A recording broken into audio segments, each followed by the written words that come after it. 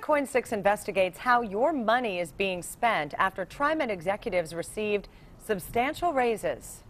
I've admitted and I've apologized for the way that was rolled out. And those raises came after fares were increased and service was cut.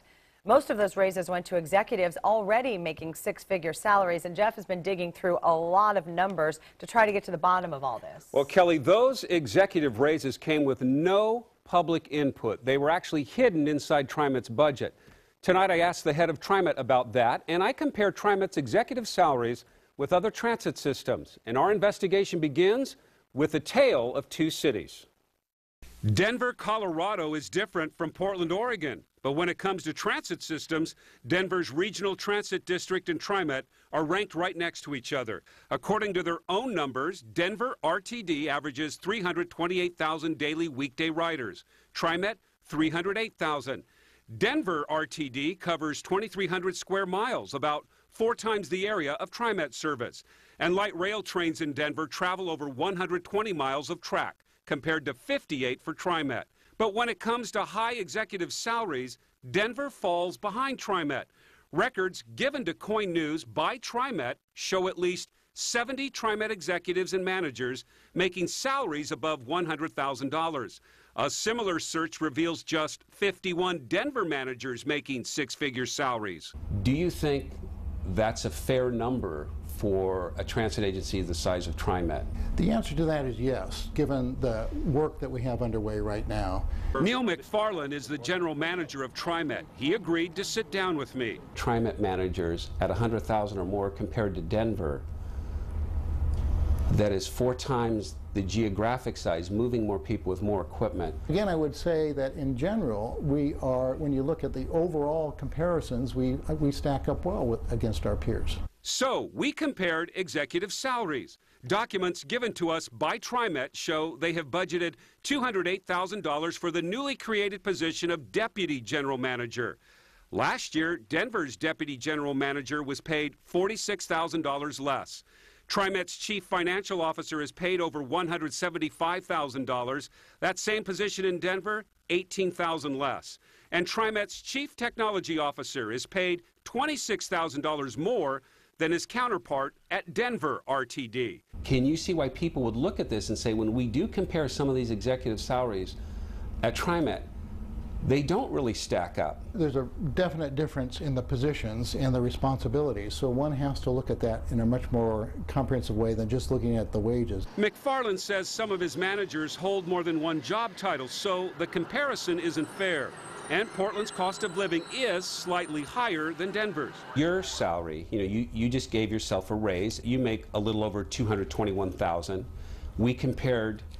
Any idea what the general manager or executive director in Chicago makes? I don't know. He makes less than you. The top executive at Chicago Transit Authority makes almost $19,000 less than McFarland. How about the general manager of Boston Transit? He makes less than you. King County Metro, which transports about 100,000 more people a day, makes less than you. And I can also tell you, do you know what the general manager in San Diego makes? He makes more than I do. There are only 30 executives in San Diego Transit that make more than 100,000. Once again, I would tell you it's a very different operation where a number of the services are contracted. Denver and San Diego do contract out some services, but to passengers, the only thing that matters is the cost of a ride. And TriMet fares are now among the highest in the nation.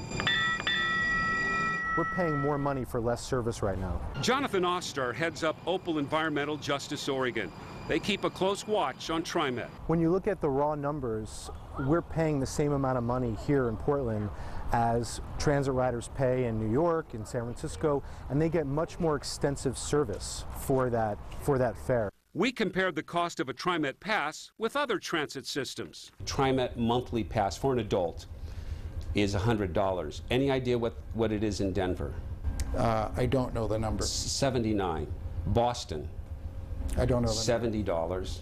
Philadelphia, $83. Los Angeles, $75. San Diego, $72. McFarland blames fare hikes on the high cost of TriMet employee union health benefits. When it came to our most recent fare increase, which was last September, we went out with a very thorough public process. And we're asking a fundamental question. We have an imbalance in our budget caused primarily by the health care costs of the legacy lifetime health care benefits for our But union what about the employees. administrative costs you can control? Jeff, they are less than 10% of the total budget. But when it came to raises for TriMet executives, the process wasn't so public. In June of last year, as the TriMet board approved cuts to service and fare increases, they also approved more than $900,000 in raises for TriMet executives. There was no public discussion. The raises weren't listed as an item in the budget. They were buried inside TriMet's $20 million contingency fund. To many, it seemed like TriMet was less than transparent, perhaps an attempt to hide the raises from the public. I have admitted and I've apologized for the way that that was rolled out. That was wrong. We can do better. We will do better next time. Can you understand why people would say, okay, you took money out of the contingency fund for raises for executives. Why couldn't we take a few million out to reduce fares? Again, I've come back to say there is no good time to do what we need to do, but we need to retain talented workers at TriMet and a talented workforce in the non-union ranks. This is the list given to us by TriMet of the 70 total TriMet executives making six-figure salaries, and at least 50 of them got those raises, and some of these raises were substantial. We're going to share that information with you tomorrow night. And who's watching over TriMet? TriMet lacks a permanent citizen oversight or advisory committee that almost every other major transit agency in this country has. Why? We'll explore that. Go to KOIN.com, where we posted tonight's story and a link so you can find your director on the TriMet board in your particular area and information on how to contact them. A special web extra, TriMet General Manager Neil McFarland talks more about the high cost of TriMet's union health care. And Jonathan Oster from Opal explains why his group sees TriMet creating a budget crisis at the expense of TriMet riders. It's all on KOIN.com, and part 2 tomorrow. You've put an incredible amount of research into this, Jeff, I know. And you and I were talking earlier about how they did say that they took some money out of that contingency fund to help some low-income riders. But they called it a mitigation fund, about $1 million to help low-income riders. But I talked to an expert on transit, and he said when your transit agency has to create a special fund so low-income people can ride mass transit, you may have a fundamental problem with your transit agency, and we're going to look at that tomorrow as well. Kind of like a drop in the bucket. Yeah. Exactly. All right. Good job, Jeff. Thank you.